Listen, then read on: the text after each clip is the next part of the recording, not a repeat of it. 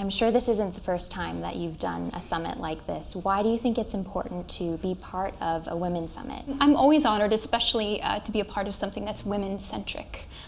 It feels very empowering to be a part of something like this. And for me especially, I've been working with PSI, with Population Services International, for the last 4 years. And they're a very large global health organization. And with them, I've become very passionate about global health and specifically about child survival side of things. So it's malaria, I talked a little bit about pneumonia today. It's exciting to be in a room full of new faces and new people, and especially a room full of powerful, empowered women. That's an opportunity that I will never pass up.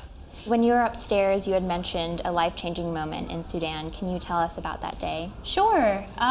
Again, I started working with PSI about 4 years ago, and in an effort to sort of see the work on the ground, I was invited on this trip to South Sudan, and I had never been anywhere in the developing world before. So as you can imagine, it was an entirely overwhelming, emotionally, a lot of information to sort of take in, and in all of the best ways possible, because there was so much great work that was being done on the ground. I remember that actually the most visceral memory for me was landing in Juba, the capital, at a time when there were only 2 miles of paved road in the entire country. So we landed, and the 2 miles were in the capital, but the rest of the roads were mud, and they were sort of washed out from this huge storm, so we couldn't get to where we were going. We couldn't get to go to the camp that we were staying in. So we went straight to this village a little bit on the outskirts of town and walked with this mother and her son to the Nile River, about 1.5 miles down the road, and collected the water with our jerry cans, and sort of then made the trek back. But I mean, there were animals defecating and bathing in the water. There were people doing laundry. There were boats going by. I mean, everything was sort of happening all in the same vicinity where we were collecting this water that she was collecting for her family to drink.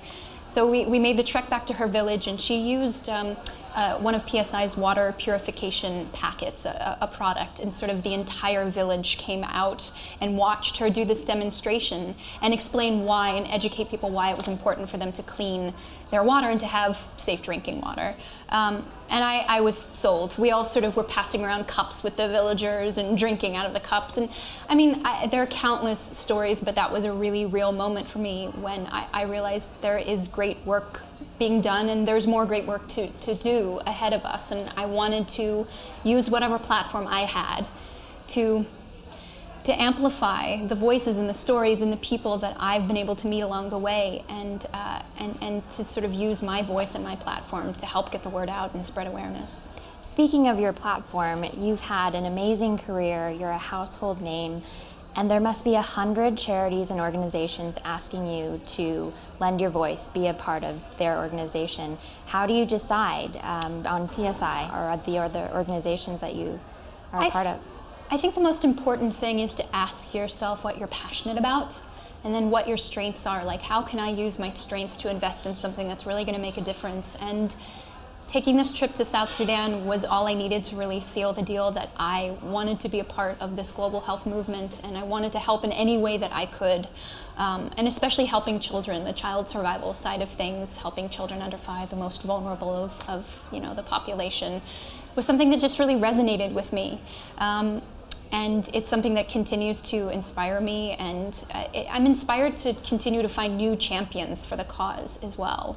So that's why it's exciting to be at an event like this, because there's a room full of people, of new faces, to sort of tell my story to and see if it's something that really piques their interest.